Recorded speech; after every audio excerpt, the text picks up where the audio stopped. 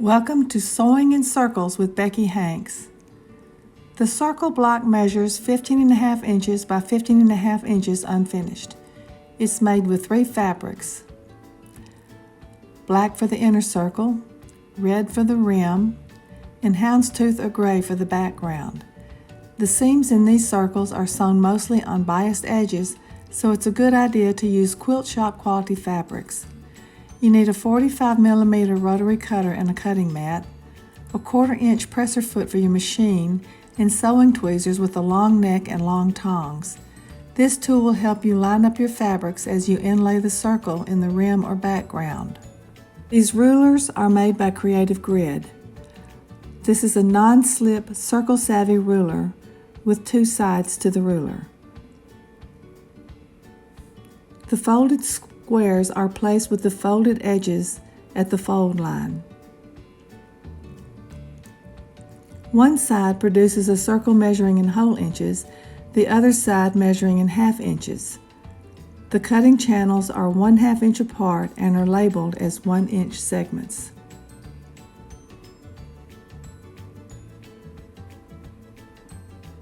This is a Stripology squared ruler and is used by placing a rotary cutter in the channels for quick, efficient strips in 1/2 inch segments up to 12.5 inches. A 15.5 inch squared ruler,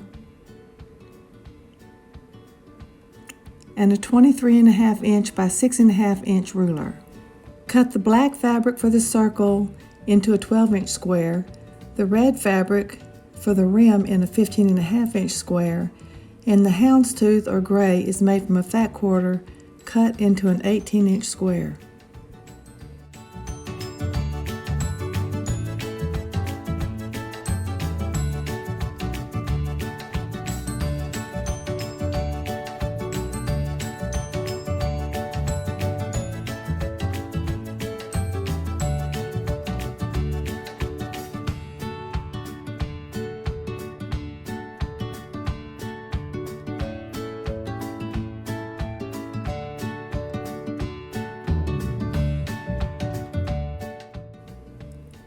Fold all the squares in half and press the rectangle. Fold the rectangle in half to make a square and press.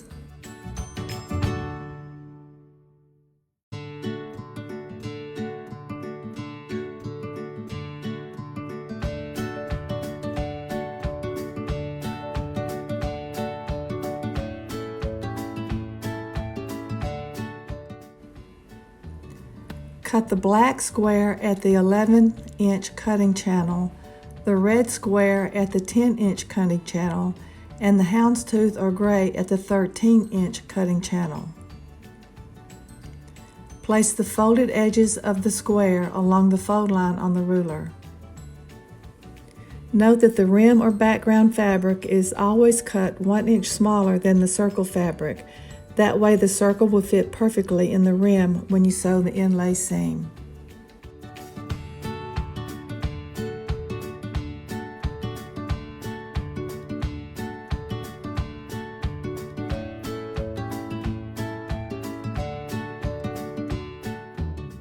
Keep the black circle, the red edged piece, and the houndstooth or gray edged piece.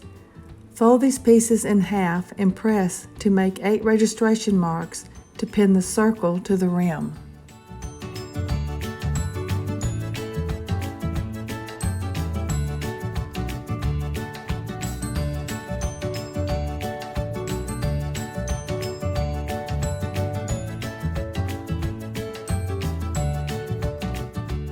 Place the black circle and red rim right sides up to position the pieces in correct orientation with the 8 registration marks meeting. Turn the pieces over with the circle on top and pin at the registration marks.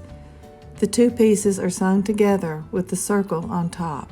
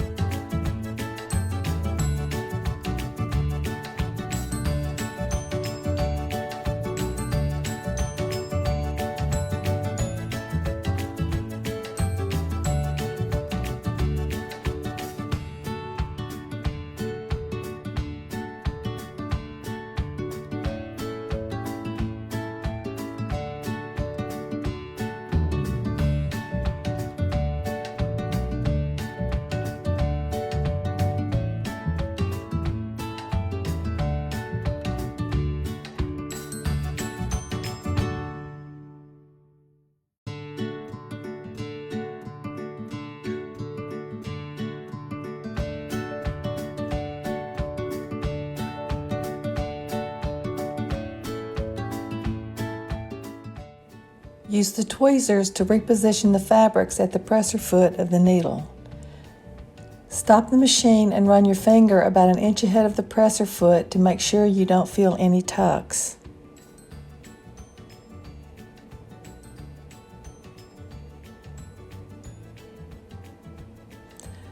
The background is under the circle when sewing. Make sure the fabrics are lined up at a 90-degree angle like they are when you are sewing strips. When you feel a tuck, run your hand between the circle on top and the background on the bottom. You can shift the background away from you or the circle towards you. The tuck will pop out, and then reposition the fabrics to make sure they are lined up at the right angle and the circle fabric is directly on top of the rim fabric. When sewing your first circle, you'll probably sew in a tuck. Actually, this is good practice to see what it feels like when a tuck is sewn, so that you can avoid the tucks in the future.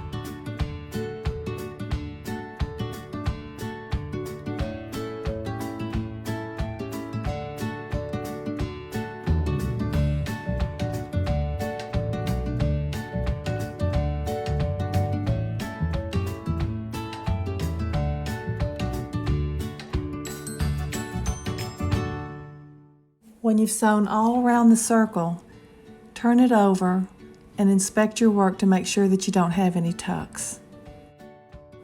Place the circle rim wrong side up on your pressing board and press the circle edges out to lie flat. Turn over and press the edges of the circle outwards.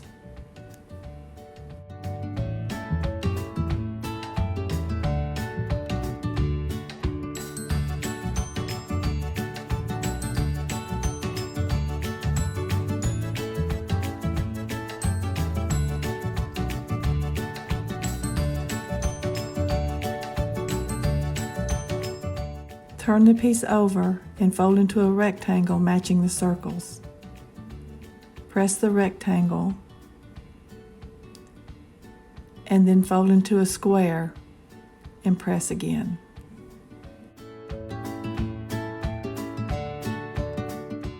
Use the circle ruler to cut a circle in the 14-inch channel.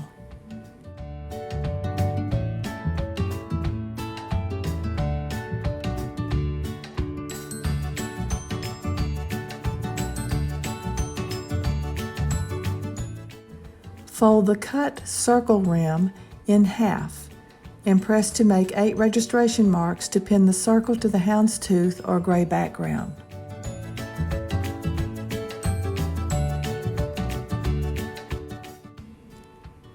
Pin the circle to the background at the registration marks and sew the circle rim to the background.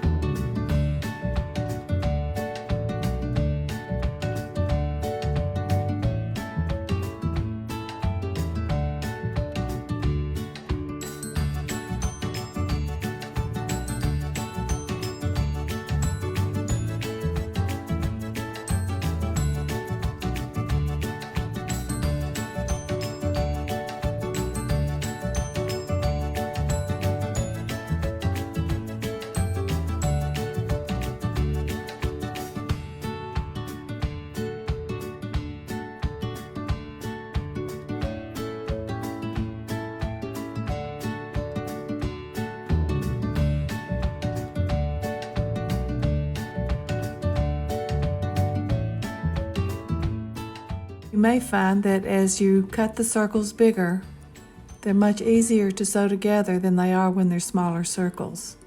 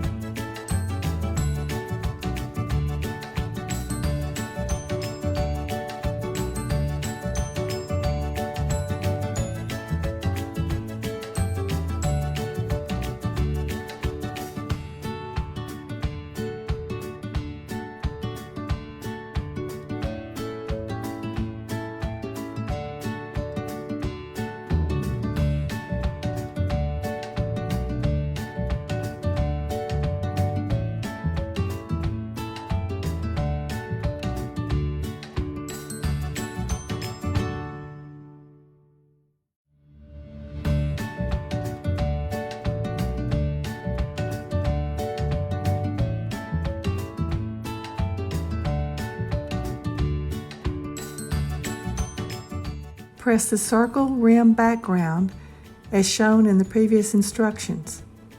Then center the 15.5-inch ruler on the block and trim to the ruler size.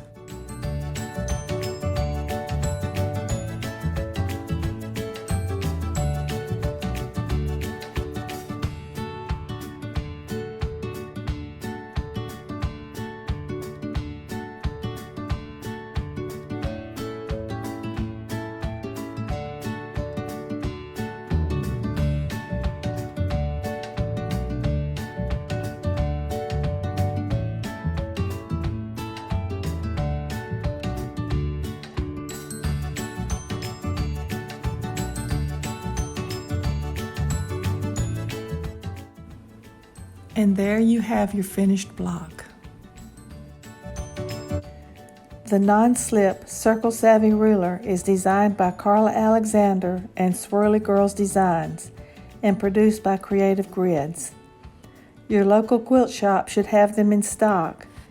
If they don't, you can give them part number CGRSAV1 and I'm sure that they can order one for you.